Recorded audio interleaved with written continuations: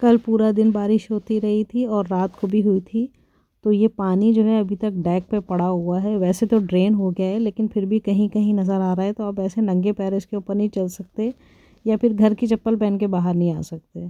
तो लाजमी हमें जो हम डेक पे चप्पल रखते हैं वही हमें पहन कर आना होता है।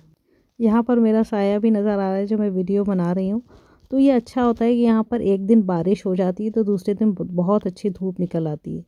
और मैं बाज़ार से करेले लेकर आई थी, लेकिन मैं अंदर उसे छील नहीं सकती क्योंकि ये करेले इतना मैस करते हैं कि मुझे सफाई में बहुत टाइम लग जाता है। तो मैंने कहा मौसम अच्छा है तो मैं करेले लेके बाहर आ गई थी। पहले मैं छुरी से छीलती थी, उसके बाद फिर मैंने पीलर ख़रीदा तो मुझे लगा कि छुरी से वाकई बहुत देर लगती है, पीलर से करेले छीलना बहुत आसान है। बस आपको ये ध्यान रखना है कि जितना आपने छिलका उतारना है उसका, कि अंदर से उसका ना बीज वगैरह नज़र नहीं आए, पतला भी नहीं हो और मोटा भी नहीं हो छिलका बहुत ज़्यादा। तो मैं गिन के ना 6 या 7 करेले लाती हूँ, उससे ज़्यादा करेले लाती नहीं हूँ क्योंकि वो अगर पीले निकल आए अंदर से तो फिर जो है पैसे बर्बाद होते हैं। करेले कोई इतने सस्ते नहीं होते, यहाँ पर अच्छे खासे महंगे होते हैं।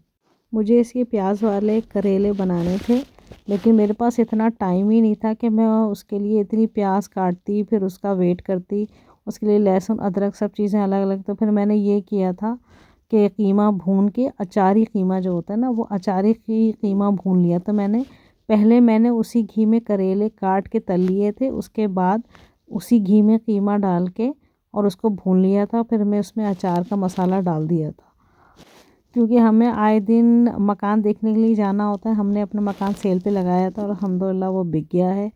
तो हमें अब दूसरे सिटी में मकान लेना है, जिसके लिए हमें घंटा 1.5 घंटा ड्राइव करके जाना पड़ता है और वो मकान देखने पड़ते हैं और उनके लिए हमें उनसे टाइम लेना पड़ता है।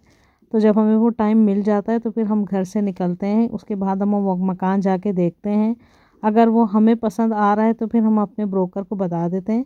तो अगर हमें रीविज़िट करना होगा तो वो हमें दोबारा बुला लेंगे, नहीं तो फिर वो सारे मकान को देखने के बाद हमें फैसला करना पड़ता है कि ये हमें इतने इसमें कितना इंटरेस्ट है। क्योंकि मकान की कोई एक चीज़ नहीं होती है जिसको हम मार्क करते हैं, उसमें हर चीज़ काउंट होती है। इवन उसका एरिया है, उसका लेआउट है, उसका बैकयार्ड है, उसका किचन है, उसमें कितने कमरे हैं, वो घर कितने साल पुराना है, उसमें सफाई की कितनी ज़रूरत है, वो मूव इन कंडीशन में है कि नहीं।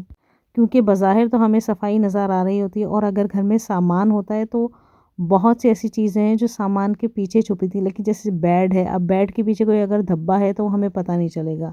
अगर उस घर में कारपेट है और कारपेट किसी बेड के नीचे वो कारपेट पे धब्बा है, वो हमें पता नहीं चलेगा।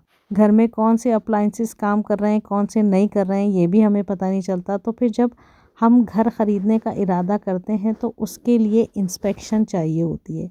इंस्पेक्शन के लिए हम किसी को हायर करते हैं तो वो जाके उस घर का 2 घंटे का या 1.5 घंटे का इंस्पेक्शन करता है। उसमें वो सारी चीज़ें आ जाती हैं जो इलेक्ट्रिक से रिलेटेड होती हैं। तो मकान बेचना और मकान ख़रीदना कोई बच्चों का खेल नहीं है। इसके लिए आपको बहुत ज़्यादा टाइम, बहुत ज़्यादा सर्चिंग, पूरा वर्कआउट करना पड़ता है। फिर उसके बाद ये सारा प्रोसेस शुरू होता है। तो अभी तो मुझे बहुत सारा खाना भी पका के रखना पड़ेगा और मैं उसको फ्रीज़ कर दूँगी कि इंशाल्लाह जब हमें घर मिल जाएगा हम उसमें मूव होंगे तो पकाने वकाने का भी कुछ नहीं होगा। जो भी फ्रोज़न फूड होगा ना वही हम यूज़ करेंगे, क्योंकि यहाँ बाहर खाना बहुत महंगा है। आप बहुत अगर अफोर्ड कर पाए तो 2 या 3 दिन लगातार खा लेंगे, इससे ज़्यादा नहीं हो सकता।